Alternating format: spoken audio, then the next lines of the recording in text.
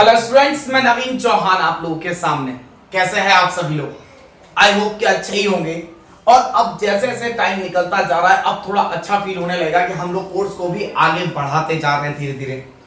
हम लोग solid state कर रहे थे, बात करते हैं हम लोग थोड़ा सा पहले विदाउट वेस्टिंग द टाइम। सबसे पहले मैं आपको बोल दूं good morning to all of you, welcome to all of you in my class. अब अगर हम लोग आगे देखें तो सबसे पहले हम लोग बात कर रहे थे सॉलिड स्टेट की। सॉलिड स्टेट में हम लोग क्या क्या कर चुके थे? सबसे फर्स्ट पार्ट हम लोग कर चुके थे इंट्रोडक्शन। इंट्रोडक्शन के बाद हम लोग क्या देख चुके थे? क्लासिफिकेशन। क्लासिफिकेशन के बाद हम लोगों ने क्लासिफिकेशन दो टाइप से किया था। एक हम लोगों ने देखा था on the basis of inter particle force of attraction, वो कौन सा था? आयोनिक, कोवलेंट, मॉलिक्यूलर और मेटेलिक। सेकंड पार्ट हम लोगों ने क्या देखा था इसका? Crystalline and non crystalline. इन दोनों चीजों को देखा। अब फिर हम लोगों ने इसके बाद देखा सम डेफिनेशंस। डेफिनेशंस में सबसे पहले हम लोगों ने क्या देखा? Unit cell, that smallest unit by repetitive arrangement of which the complete 3D structure is form. कि एक ऐसी यूनिट जिसको अगर मैं रिपीटेटिवली अरेंज करूं तो पूरा 3D स्ट्रक्चर हो। थोड़ा सा फ्लैशबैक लेते हैं। मैंने बताया था एक ईंट थी आपके पास और इससे फिर आपने लाइन बना के और फिर पूरा घर तैयार कर दिया था। ये शॉर्ट इंट्रोडक्शन इसका।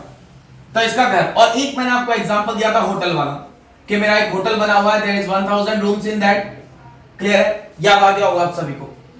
इसके बाद हम लोगों ने देखे थे लैटिस पॉइंट्स। लैटिस पॉइंट्स कितने टाइप के देखे थे? Corner, contribution 1/8 for the cubic और 1/6 फॉर द हेक्सागन। इसके बाद क्या देखा? Face centre. फेस सेंटर कितने टाइप के देखे थे हम लोग? 1/2। बॉडी सेंटर कितना था? 1। और एज सेंटर कितना था? 1/4। इन सब चीजों को देखने के बाद नेक्स्ट डेफिनेशन इस सेशन में आज हम लोग पढ़ेंगे इंडाइसेस एंड इंटरफेशियल एंगल्स। क्या आखिरकार इंडाइसेस क्या होती है और इंटरफेशियल एंगल्स क्या होते हैं? आइए देखते हैं हम लोग कि what are the indices and what are interfacial angles।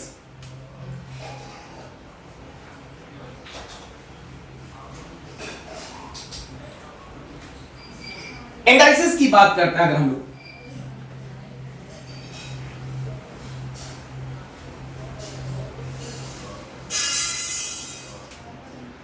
सबसे पहले today's topic indices and interfacial angles. First point, indices. What are indices? The points on the coordinate axis where the sides of the system will cut that axis। ये तो भी हमारी रटी रटाई definition. अगर हम लोग simple सी बात करें तो अगर हम लोग इंडाइसेस को सीधे शब्दों में ले तो किसी भी क्रिस्टल सिस्टम की साइड्स की लेंथ आपको क्या बताती है? इंडाइसेस बताती है। नॉर्मली जब आप प्लॉट वगैरह खरीदने जाते हैं, जब भी हम लोग प्लॉट वगैरह खरीदते हैं तो कैसे खरीदते हैं? That is 10/20, 20/40, 100/60, 60/100।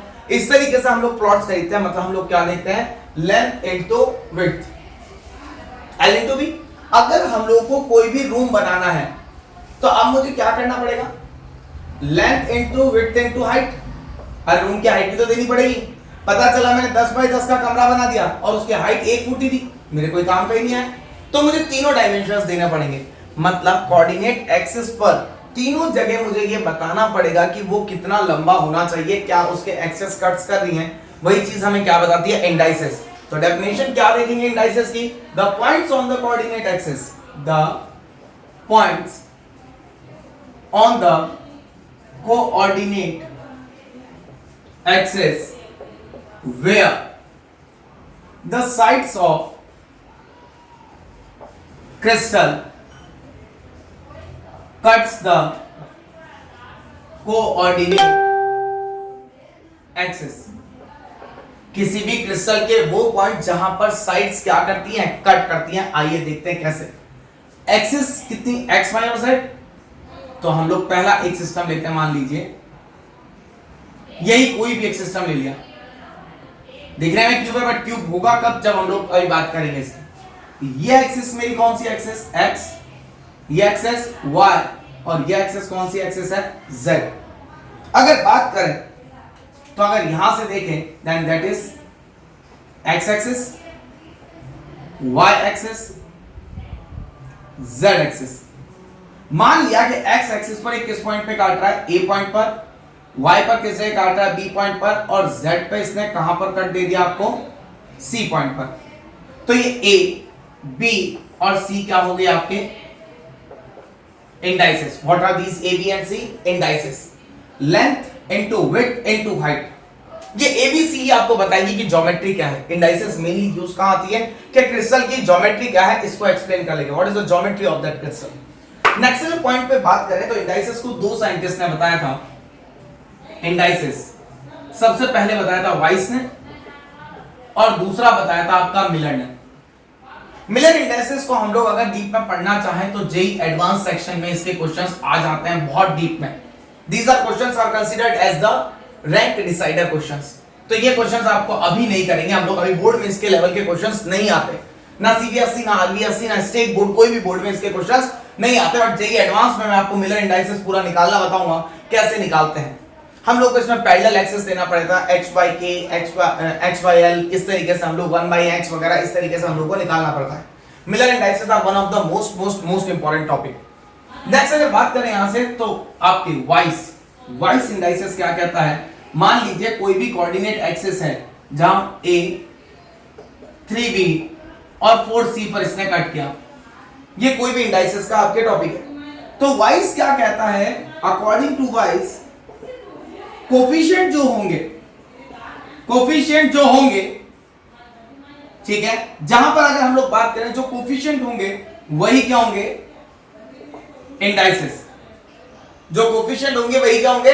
इंडाइसेस। कैसे? 2, 3 और 4, ठीक है।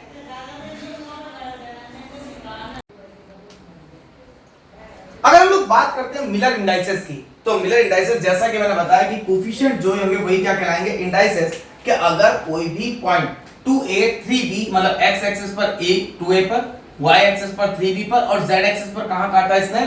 4c पर, तो इंडाइसेस कितनी होगी? 2, 3 और 4। इसी के बजाय अगर मैं बात करता हूं मिलर की, तो मिलर क्या कहता है? नहीं ऐसे नहीं निकालते इंडाइसेस। इंडाइसेस निकालने के लिए पहले क्या करेंगे? रेसिप्रोकल करेंगे। रेसिप्रोकल के बाद इसका एलसीएम लेंगे, और एलसीएम के बाद हमें क्या मिलेगी? इंडाइसेस मिलेगी। किस तरीके से? Then 1/2, 1/3 and 1/4। एलसीएम आएगा इसका टोटल 12, 6, 4 एंड 3। तो मिलर के अकॉर्डिंग इंडाइसेस क्या हो गई? 6, 4 and 3। What are the indices according to Miller? और इनको लिखते कैसे हैं? एच, के और एल। इंडाइसेस को लिखते कैसे हैं? एच, के और एल। इस तरीके से इंडाइसेस को रिप्रेजेंट किया जाता है। तो ये थी इंटरफेशियल इंडाइसेस।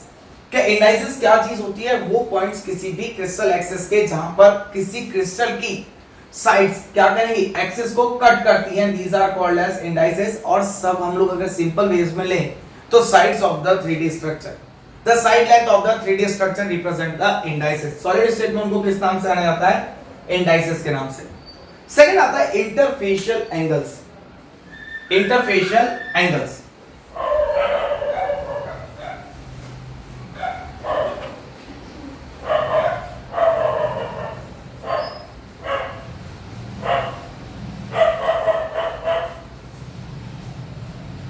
नेक्स्ट पॉइंट आएगा आपके पास इंटरफेशियल एंगल्स। इंटरफेशियल एंगल्स की बात करें तो किन्हीं भी दो फेसेस के बीच का एंगल क्या कहलाता है? Interfacial angle. The angle present between any two faces represents the interfacial angles। किन्हीं भी दो फेसेस के बीच का, मान लीजिए वही चीज हम लोग वापस लेते हैं। एक सिस्टम ले लिया मैंने, इस सिस्टम की बात करें तो ये एक फेस है, ये दूसरी फेस है और ये तीसरी फेस है। ये तीनों आपस में इस पॉइंट पे, इस कॉर्नर पॉइंट पे कनेक्टेड है। तो इनके और इसके बीच का एंगल मान लीजिए ये जो होगा ये हो गया अल्फा। क्लियर है? एक एंगल अगर हम लोग कितना ले ले? अल्फा। तो ये एंगल कितना है बीटा और ये एंगल कितना हो गया गामा। तो ये अल्फा बीटा और गामा क्या है इंटरफेशियल एंगल्स, मतलब दो फेसेस के बीच का एंगल क्या कहलाएगा interfacial angle. They may be equal they may not be equal. अगर हम लोग बात करें a equal to B alpha equal to beta equal to gamma हो जाए तो ये हम लोग किस में ले लेंगे सिमेट्री में। अगर alpha not equal to beta not equal to gamma हो तो अनसिमेट्री। इन पोर्शंस को हम लोग किस में लेंगे अनसिमेट्रिकल्स में। तो इंटरफेशियल एंगल्स को दो पार्ट में डिवाइड कर सकते हैं, first one is the symmetrical and second one is the unsymmetrical. ये थी जनरल डेफिनेशन। अब अगर हम लोग बात करें तो इन जनरल डेफिनेशंस के बिहाफ पर ब्रेविस नामक साइंटिस्ट ने ब्रेविस ने क्या किया था कि कंप्लीट 3D क्रिस्टल सिस्टम को 7 क्रिस्टल स्ट्रक्चर्स में डिवाइड कर दिया और 14 क्या कर दिए लैटिस स्ट्रक्चर्स। क्या क्या 7 तो क्रिस्टल स्ट्रक्चर बनाए और 14 लैटिस स्ट्रक्चर्स। आइए हम लोग उनको एक नजर से देखते हैं। On the basis of interfacial angles and indices, the Brevis divided the complete crystals on the basis of कौन-कौन से basis? Interfacial angles। ये क्वेश्चन पूछा जा सकता है। Interfacial angles and indices किससे डिवाइड किया? Brevis divides the complete crystal system into 7 crystal structure and 14 lattice structure। इस चीज को ध्यान रखेंगे कि क्रिस्टल स्ट्रक्चर्स कितने हैं 7 और लैटिस स्ट्रक्चर्स कितने हैं 14। कैसे डिवाइड किया आइए अब देखते हैं। सबसे पहले मैं अगर बात करूं कि A equal to B equal to C, माना तीनों इंडाइसेस क्या हो equal, alpha equal to beta equal to gamma equal to 90 degree और अल्फा बीटा गामा भी कैसा हो 90 डिग्री। तो ये क्या है जब तीनों साइड्स भी इक्वल हो तीनों एंगल्स भी इक्वल हो, when all the 3 sides and 3 angles both are equal, then it is considered as most symmetrical crystal. ये मेडिकल नीट के एग्जाम में आया हुआ क्वेश्चन है। मोस्ट सिमेट्रिकल जब तीनों साइड इक्वल होगी तो हम लोगों ने सिस्टर को क्या बोला कि कुछ ऐसा सिस्टम होगा हमारे पास, ये साइड ए ये तो ये भी है और ये भी क्या हो जाएगी ए हो जाएगी, A equal to B equal to C. तो तीनों को हम लोग ए लिख सकते हैं। तीनों साइड से इक्वल है आपस में, तीनों एंगल ये एंगल और ये एंगल ये भी तीनों कितना होगा 90 डिग्री। अल्फा कितना बीटा के बराबर और बीटा किसका गामा के बराबर। अगर हम लोग इन तीनों को लें देन ये एंगल अगर हम लोग बोले तो अल्फा है और ये है बीटा और ये कितना है गामा। तो अल्फा इक्वल टू बीटा सभी किसके बराबर है 90 degree. This system is called as cubic system. ये सिस्टम क्या कहलाता है आपके क्यूबिक सिस्टम। अगर हम लोग बात करें तो अभी क्यूबिक तो ये तो क्या हो गया क्यूबिक क्या हो गया क्रिस्टल सिस्टम। अब अगर मैं बोलूं कि इस क्यूबिक 3D स्ट्रक्चर के अगर हम लोग बात करें तो एटम्स कहां पर प्लेस्ड हैं, तो अगर मैं इसको 3 पार्ट्स में डिवाइड करूंगा, सबसे पहला सिंपल क्यूबिक, सेकंड आएगा फेस सेंटर्ड क्यूबिक और थर्ड पॉइंट आएगा body centered cubic. First one is the simple cubic, second one is the face centered cubic and third one is the body centered. Simple cubic, atoms only at corner,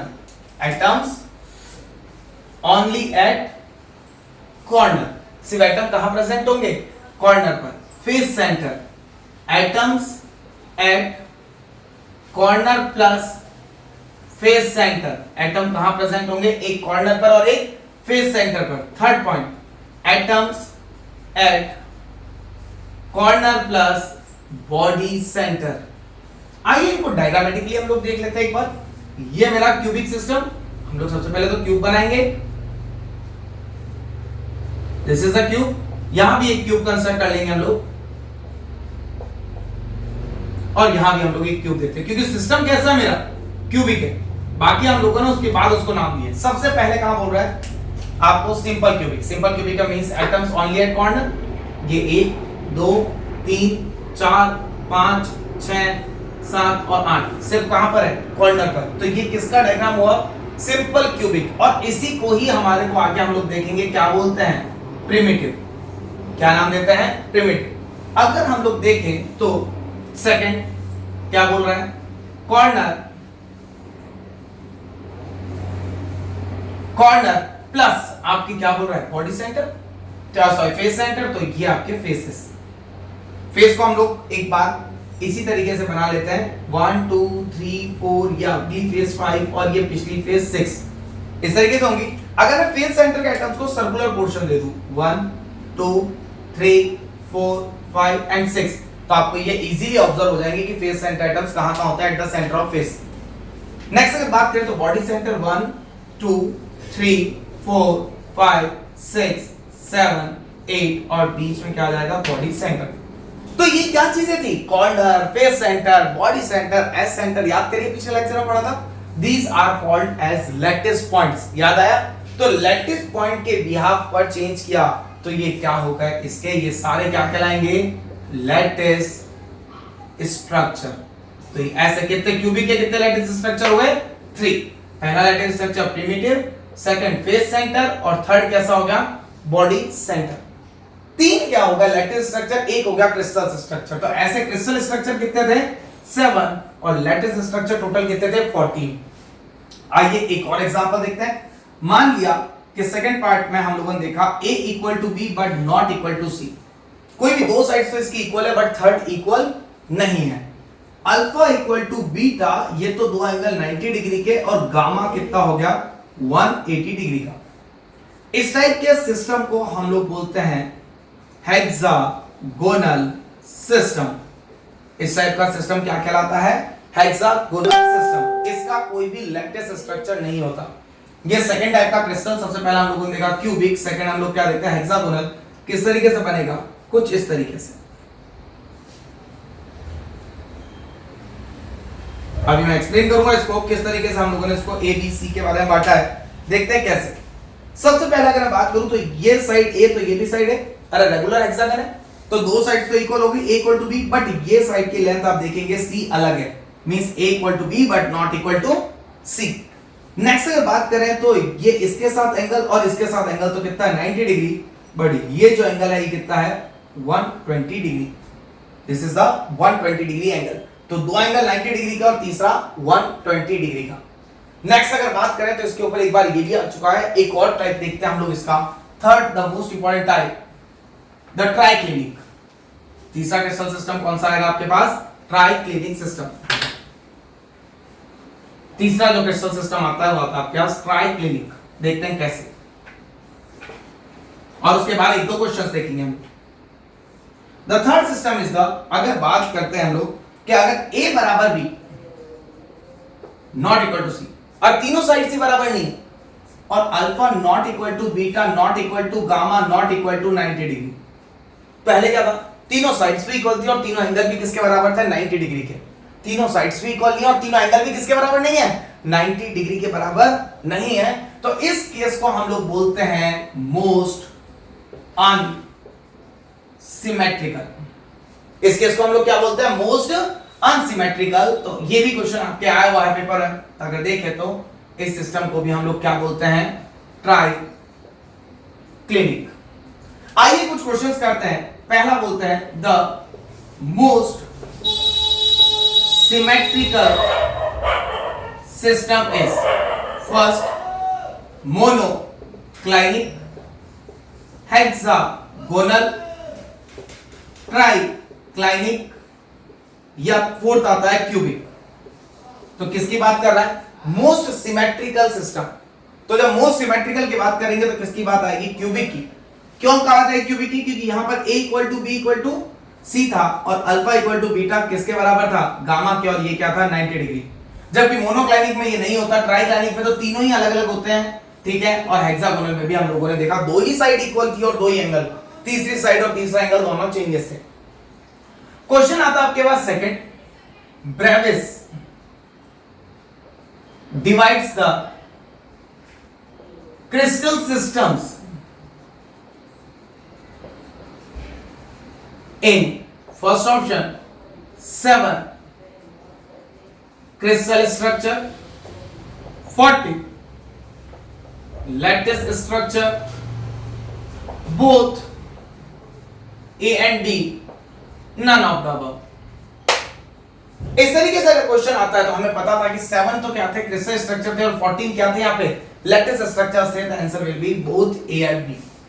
ये कुछ basics है आपके questions के जहां से questions पूछे जाते हैं, क्योंकि सीबीएसई बोर्ड में भी आजकल क्या आने लग गए हैं, आपके ऑब्जेक्टिव क्वेश्चंस आने लग गए, एसरेशन रीजंस आने लग गए, तो उन तरीके से क्वेश्चंस आते हैं. एसरेशन रीजन इसके ऊपर कैसे बनेगा, और आप लोगों को भी आगे मेडिकल एंट्रेंस एग्जाम देना है. एसरेशन की बात करें, the cubic system is most symmetrical system. Cubic system कैसा है, मोस्ट सिमेट्रिकल सिस्टम है. इसके हम लोग रीजन की बात करें, all sides and angles are equal. तो क्या है क्यूबिक सिस्टम की अगर बात करें तो मोस्ट सिमेट्रिकल. तो जब मोस्ट सिमेट्रिकल की बात करते हैं तो A equal to B equal to C होना चाहिए, और alpha equal to beta equal to gamma कितना होना चाहिए, 90 डिग्री. तो क्यों इसको हम लोगों ने सिमेट्रिकल बोला, क्योंकि सारी साइड्स और सारे एंगल्स क्या थे, equal. Then all sides and all angles are equal. Then answer is A. Both assertion and reason are correct. ठीक है कि नहीं, एसरेशन भी करेक्ट, रीजन भी करेक्ट, और reason perfectly explain the assertion. तो ये था इसका point. Thank you so much for this lecture. आपको और भी आगे के लेक्चर्स देखने हो तो आप प्लीज कनेक्टेड रहिए मेरे से. ठीक है, आप लोग यहां से काफी सारे लेक्चर्स मिलेंगे, आपको यहां से बहुत कुछ बेनिफिट मिलेगा. Thank you so much for attending my class. Have a nice day to all of you.